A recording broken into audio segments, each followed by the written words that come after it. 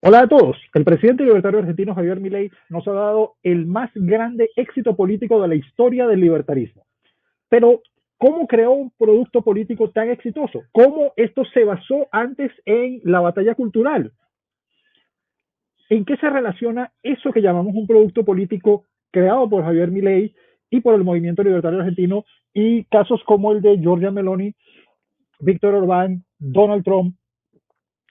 ¿Por qué Milei tiene una influencia tan importante sobre eso que algunos llaman la nueva derecha? Pues de todo esto y más hablé en una reciente conferencia, pero veámoslo ahora.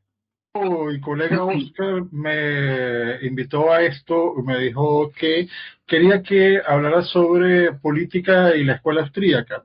Y yo le comenté que el gran tema que hay aquí es algo que ha tratado mucho, por cierto, el presidente Javier Milei, que es un cambio de época.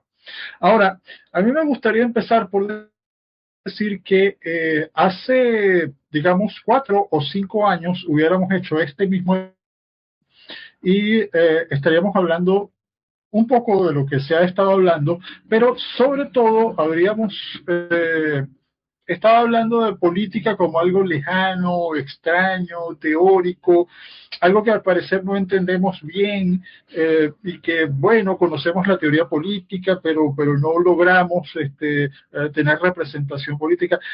Sí, parece ser que en Costa Rica en cierto momento llegó a haber 5 diputados libertarios, pero el movimiento no creció, y etcétera. Bien, yo quería explicar algunas cosas. La primera de ellas es que cuando hablamos de un cambio de época estamos hablando de un momento en la historia en el cual la acumulación de nuevo capital humano lleva a las personas, a los intelectuales, a los comunicadores, a las personas que influyen sobre el pensamiento de las demás personas, a tratar de aferrarse a lo que ya todavía conocen, pero a la gente común y corriente a hacerse nuevas preguntas y a presionar hacia arriba con esas nuevas preguntas y con nuevas teorías y con nuevas ideas a esas personas que se están aferrando al pasado. Eso produce cambios dramáticos en la forma de pensar de la sociedad y hace que una parte de las élites intelectuales encabece, cambie, adopte, vea como una gigantesca oportunidad ese cambio de época y eso produce grandes cambios en la forma de pensar. Estoy simplificándolo mucho.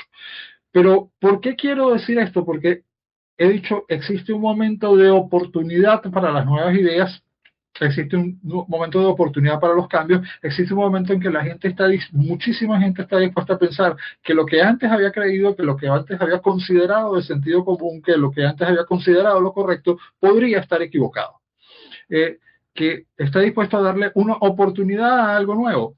Los cambios de época se dan de muchas formas, de formas más pacíficas, más críticas, más complejas, pero solamente se dan desde la revolución industrial hasta nuestros tiempos. Antes no existían en la forma que existen, más o menos cada 40 o 50 años. Eh, ¿Y por qué empecé por ahí? Porque no es casualidad que estemos hablando de que hace 4 años hubiera dicho lo que estaba diciendo acerca de la escuela austríaca y la política, y me hubiera costado muchísimo trabajo hacer conexiones entre ambas cosas, aunque existen a nivel teórico. Y lo que voy a decir ahora, lo que voy a decir ahora es cómo se crea un producto político exitoso, eficiente y con proyección hacia el futuro. Bien, los productos políticos se crean sobre todo en periodos de cambio de la siguiente forma. En primer lugar, tienen ustedes un problema humano y otro problema humano. Un grupo de personas por aquí que tienen cierto tipo de problemas, que se sienten excluidas, que sienten que el sistema, lo que podríamos llamar el sistema, las élites, el gobierno, los partidos los representan, no los representan, que se sienten discriminados, que se sienten excluidos. Y tienes un grupo por aquí que se siente excluido por alguna razón y que suele ser en gran parte verdad, y otro grupo por aquí que se siente excluido por otras razones que suelen ser en gran parte verdad. Eh, y pueden haber varios, muchos otros más, pero si los identificas, ¿cómo les ofrece soluciones? Bueno, necesitas un bagaje teórico, necesitas una serie de fundamentos teóricos que se permitan identificar que este grupo y este grupo y este y este y este y este y este y este tienen un conjunto de elementos en común. Ese bagaje teórico para los marxistas obviamente es el marxismo. Para los libertarios es la tradición libertaria y en particular la escuela austríaca, que es una de las formas de pensamiento más influyentes dentro del pensamiento liberal y libertario. No solamente en economía, la escuela austríaca tiene esa característica, que no solamente es la escuela austríaca de economía, es una línea de pensamiento que busca el desarrollo de la ciencia social de una forma mucho más integral. Podríamos hablar de que influye poderosamente sobre la economía, pero también sobre el derecho, como hablaba Andrés Rondón, también sobre la sociología, incluso sobre la filosofía, en particular la filosofía de la ciencia, pero también en general sobre la filosofía, y se combina con otra serie de elementos.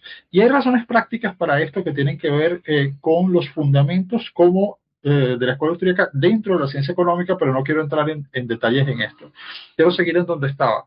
Estaba yo en que para poder identificar a este grupo como grupo, a este grupo como grupo, a este grupo como grupo, e identificar sus problemas como problemas y entender por qué se sienten excluidos y por qué no están siendo apropiadamente representados dentro del sistema, es decir,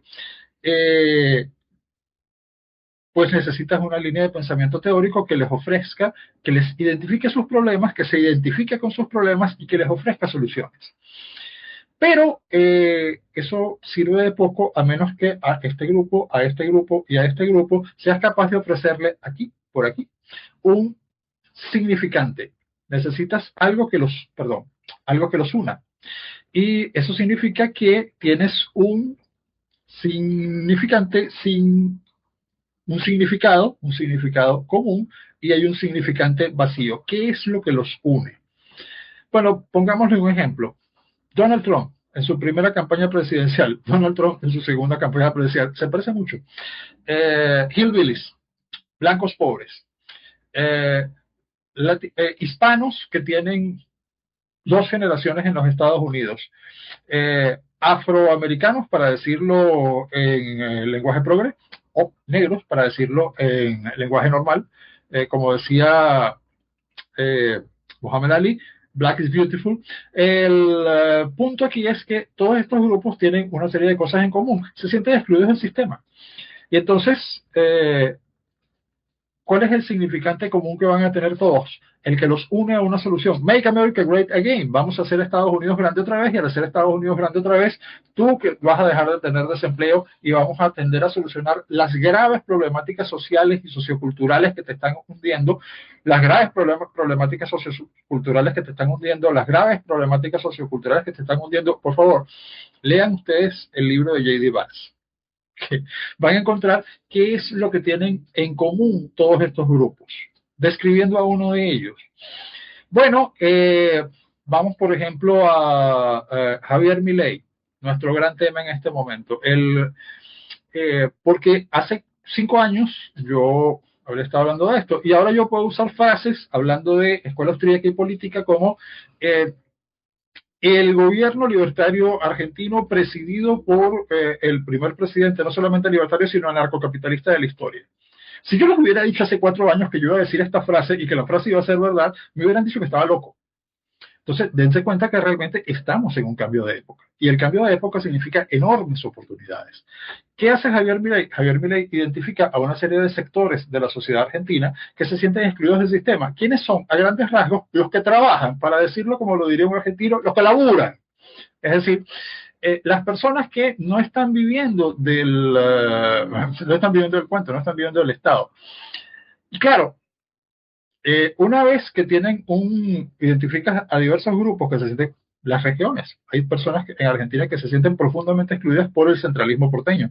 De hecho, cuando Javier Milei dice nuestro federalismo es un federalismo de mentiras, es un federalismo estafador, es una enorme mentira.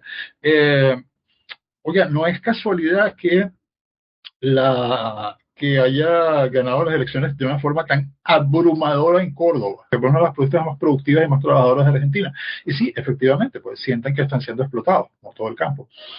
Entonces, claro, ¿qué es lo siguiente que necesitamos? Tenemos estos grupitos aquí que hemos logrado unir a través del significante común. ¿Cuál es el significante común? Pues viva la libertad, carajo. Es decir, la libertad es la solución.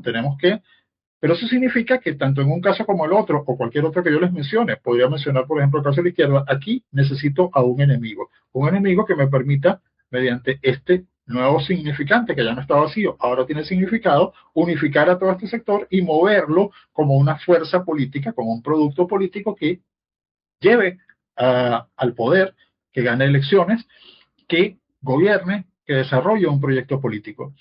Pues ¿cómo se logra eso? Identificando al enemigo. ¿Quién es el enemigo? Pues el Estado profundo, el pantano, Washington, Donald Trump, la casta, Javier Milei. ¿Y por qué es el enemigo? Porque te están explotando, porque viven de ti, porque viven de tus recursos. Permítanme retroceder un poco e irme hacia los woke. ¿Qué hicieron los woke?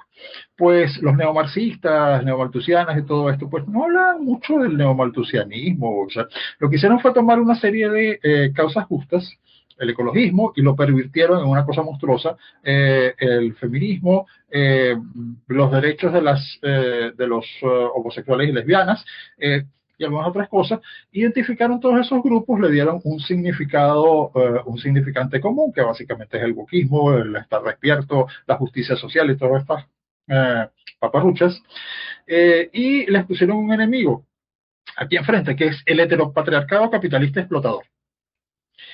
El problema es que la mitad de los grupos que se inventaron ni siquiera existen. Los que sí existen les definieron incorrectamente sus problemas y los manipularon emocionalmente. El enemigo que se buscaron para pelear no existe y la teoría que utilizan para explotar no explica nada. ¿Y qué pasa? Pues que cuando gobiernan crean pobreza, desorden, descoordinación social, destrucción del tejido social, hacen un desastre. ¿Okay? No importa si son más o menos radicales, hacen un desastre porque su teoría es un desastre. Y es curioso porque su teoría sí está basada en una ideología. Ahora, hay teorías que no necesariamente están basadas en una ideología. Hay análisis teóricos y productos políticos no necesariamente están basados en una ideología. Por eso suelen funcionar solamente a corto plazo. Sin embargo, en el caso de que realmente nos interesa a los libertarios, que es el caso del presidente Javier Milei, el caso del movimiento libertario argentino, el caso de la extensión del movimiento libertario en la hispanidad, en toda Hispanoamérica, cómo está inspirando a personas en España. Decía Manuel Llamas, no hay política libertaria sin políticos libertarios. Yo no hubiera pensado que yo iba a escuchar a un libertario español decir eso hace 5 años. ¿Sabes? Que bueno, ¿cómo se hace para difundir y vender estas ideas? Bueno, precisamente haciendo esto que estoy diciendo, pero bien. Es decir, que los problemas sean problemas reales, no problemas inventados. Que las soluciones estén sustentadas en un bagaje teórico que realmente a la hora de llegar al poder, a la hora de gobernar, sea capaz de ofrecer soluciones y de producir soluciones y no mentiras y propaganda. Y que el enemigo sea un enemigo real y no un enemigo inventado. Eso es lo que ha hecho Javier Milei al transformar todo el bagaje teórico de la escuela austríaca y de la tradición liberal en un producto político exitoso. ¿Y por qué es tan exitoso? Porque de pronto está Javier Milei teniendo una enorme influencia internacional. Porque hay otras personas que también han hecho lo mismo. Esto es lo que hizo Víctor Orbán. Esto es lo que hizo Giorgia Meloni. Esto es lo que han hecho otras personas que son calificadas de la ultraderecha, turboderecha, espantosa, turbofascista, a los cuales llaman, por ejemplo, algo así como nacisionistas. O sea, yo quisiera entender cómo logran mezclar una cosa con la otra, ¿no? Pero bueno, en el caso del delirio izquierdista, pues particularmente el delirio woke, simplemente no hay límites. Pero el asunto es que esos productos políticos tenían todos los elementos, excepto uno: una ideología. Una ideología que le diera sustento a todos sus fundamentos y análisis teóricos que habían venido basándose fundamentalmente en el sentido común y en una serie de conocimientos de las ciencias sociales más o menos aplicadas, a una ideología. Y esa ideología, en el sentido tradicional de la palabra ideología, es decir, conjunto coherente de ideas que relacionan todos los aspectos de la relación entre la sociedad del poder y la sociedad consigo misma y las personas entre las personas. Vaya, las ciencias sociales. O sea, una ideología es una escuela o un conjunto de escuelas que tienen coherencia teórica entre sí. En el caso de la escuela austríaca, pues sí, austríacos en derecho, austríacos en economía, austríacos en sociología, austríacos, etcétera. Los marxistas, bueno, es obvio. Los keynesianos, bueno, los keynesianos se relacionan con otros grupos en otras formas de pensamiento teórico y eso crea desde una centro derecha hasta una izquierda radical en la cual adopta algunas de las líneas de pensamiento keynesiano y así sucesivamente. Depende de dónde lo arranques y lo pongas, pero eso es una ideología. Una ideología no es lo que dicen los marxistas, porque el marxismo, a su vez, no es una ideología. No en los términos que ellos lo dicen, sino en lo que realmente el marxismo es una religión. Es decir, un dogma de fe que está totalmente cerrado. Lo cual es muy malo porque básicamente el problema es que su Dios no existe.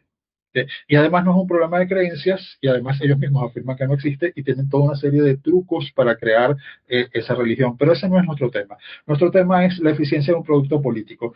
Bueno, la eficiencia de un producto político se basa en ya lo que les expliqué antes y se sustenta la ideología en serio, es decir, el conjunto de conocimiento teórico, el conjunto de teorías coherentes que se permiten aplicar a todos los aspectos de las ciencias sociales, a todos los aspectos de lo humano, a todos los aspectos de la experiencia humana y que permiten explicarla interrelacionadamente a través de las diferentes ciencias sociales, suele ser denominada una ideología. Y eso es lo que les está presentando y está obteniendo un gran atractivo Javier Milei a gran parte de la llamada nueva derecha.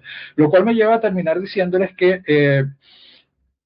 esa nueva derecha es identificada como un enemigo por la vieja izquierda y la nueva izquierda y el wokismo y todo lo demás, y por lo tanto los meten a todos en un mismo saco, pero no es cierto. Y cuando se establecen alianzas reales entre los grupos que están surgiendo, ustedes se dan cuenta. Por ejemplo, notarán que lo que es para ellos la ultraderecha, para los progres europeos, para los woke europeos, para los que están gobernando Europa y las grandes instituciones transnacionales, y buena parte del mundo,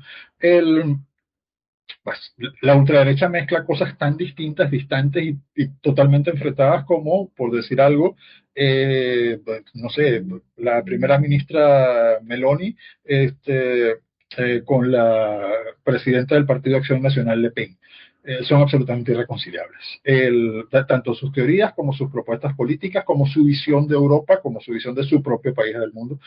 Y una de ellas es bastante conciliable con el aporte que hace el liberalismo libertario argentino en su exitosísima experiencia política, y además exitosísima experiencia de gobierno. En apenas un año, Javier Milei, el gobierno de Javier Milei, el equipo de gobierno de Javier Milei, que reconocer, ha logrado hitos absolutamente asombrosos que yo mismo no pensé que esto íbamos a estar en este punto, sino más o menos dentro de un año.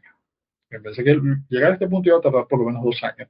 Y me preocupaba precisamente factores políticos, no económicos del plan, que pudiera soportar tanto tiempo. Ahora, sin embargo, no, claro, me preocupaba por factores políticos, me preocupaba que no pudiera avanzar la desregulación lo suficientemente rápido, me preocupaba el manejo político. Y entonces me encuentro con libertarios que son brillantes en el manejo político, que desde la minoría parlamentaria, desde una enorme habilidad y experiencia, personas que la tienen, han logrado hacer avanzar esto ante una oposición totalmente desarticulada, descoordinada, sin líderes y destruida. ¿Por qué? Porque antes de todo esto se ganó la batalla cultural en Argentina. ¿Y por qué se ganó la batalla cultural en Argentina? Pues, no es que es definitivo, pero es obviamente para una victoria política primero tienes que haber ganado en la batalla cultural. Primero que tienes que estar adelante en la batalla cultural. Sin eso es imposible que logres ganar democráticamente una elección o logres influir de forma determinante sobre el accionar político, legislativo, etcétera, de cualquier país. Es decir, se ganó la batalla cultural porque, entre otras cosas, porque hubo las personas apropiadas en el lugar y en el momento apropiado, gente que estuvo dispuesta a hacer la batalla cultural de esa forma, pero además porque Argentina es el país de Hispanoamérica donde más, por mayor cantidad de expertos de altísimo nivel se estudió a nivel académico, con más calidad la escuela austríaca, las teorías liberales, y la escuela austríaca no solamente en economía, sino en derecho, incluso en filosofía. Entonces yo podría mencionar toda una lista de personas, de juristas austríacos argentinos eminentes, de economistas austríacos argentinos de altísimo nivel, de discusiones entre ellos, y podría decir, por ejemplo, que hace años. Las primeras referencias que yo tuve del economista Javier Milei en aquel momento fueron en base a unos papers que leí, o pregunté, y me encontraba que caramba, era un brillante economista matemático y se notaba en los trabajos que el fondo de lo que estaba hablando era austríaco. Y claro, en ese momento, después entendí por qué. El punto entonces es que se necesita una teoría sólida, transformar esa teoría sólida en un producto político eficiente. Ese producto político eficiente puede ser una estafa que te lleva al poder y para tratar de mantenerte en él tienes que seguir engañando y haciendo desastres, o pueden ser soluciones reales y verdaderas que van a permitirte avanzar y hacer un buen gobierno y sostenerte en el gobierno y desarrollar un proyecto político y hacer un cambio profundo, pero sobre todo tiene que ser precedido todo esto mediante los mismos criterios que acabo de mencionar a través de la batalla cultural. Y permito cerrar entonces, ¿alguno de ustedes recuerda que aparte de todos los elementos que podrían considerar anecdóticos de la lucha en la batalla cultural, por ejemplo, Javier Milei, uno de los elementos clave es que Milei se dedicó a dar clases de economía en las zonas donde vivían las personas más pobres, así en público, gratuitamente, y filmarlas y hablar con la gente? Bueno, de eso se trata. O sea, se trata de llevar un mensaje para ganar la batalla cultural por todos los medios y las coordinaciones posibles al alcance. Cuando realmente ganas la batalla cultural, si tienes previamente todo el verdadero y profundo bagaje teórico para llegar a hablar de una ideología en términos correctos desde el punto de vista político, pues, y tienes la suficiente habilidad, astucia, inteligencia para identificar los elementos que te permitan crear un nuevo producto político, eres capaz de darle tomar a todos esos grupos, identificar el significante vacío, eres capaz de identificar correctamente al verdadero enemigo, que en este caso es real y no como que se los inventan los ñángaras, o sea, los zurdos, pues podrás tener un producto político que cambie la historia si estás en el momento apropiado, y este es un cambio de época y es el momento apropiado. Muchísimas gracias. Si les gustan nuestros contenidos, no olvide suscribirse al canal. Y más importante aún, hacerse miembro del canal desde $2 mensuales para recibir toda serie de beneficios especiales. Nos estaremos viendo en el próximo video.